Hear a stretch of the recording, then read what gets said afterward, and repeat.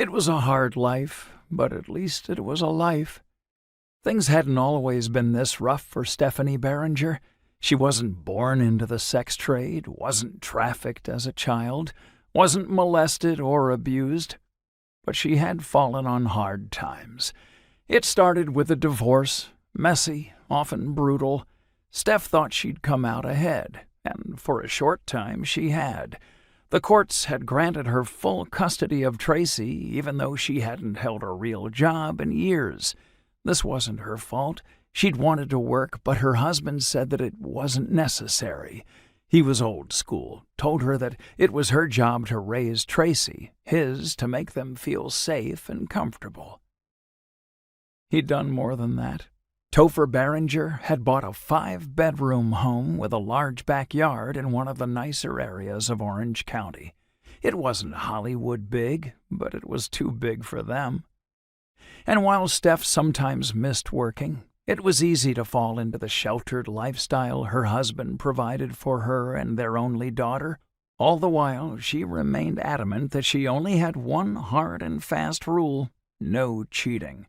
Her own parents had divorced when she'd been only 6 years old, and she didn't want to subject Tracy, then only 3, to anything remotely similar.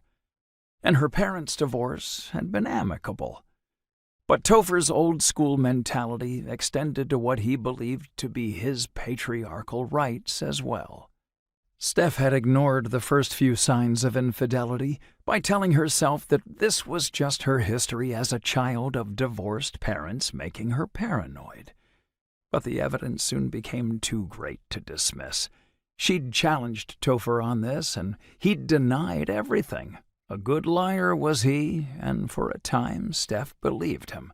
She hated herself for believing him, should have known better, should have trusted her instincts. Steph caught her husband in bed with another woman just 3 months after she'd first suspected anything nefarious was going on. He tried to deny it still. Even when she found her husband between some random woman's legs, doing things he rarely, if ever, did to her, Topher played the fool. But Steph stuck to her guns, stuck to her only rule. She'd filed for divorce, and he'd fought her. This was not to be confused with fighting for her or for their daughter. This was fighting for the sake of fighting, to prove that he had a bigger dick than she did. And she'd won.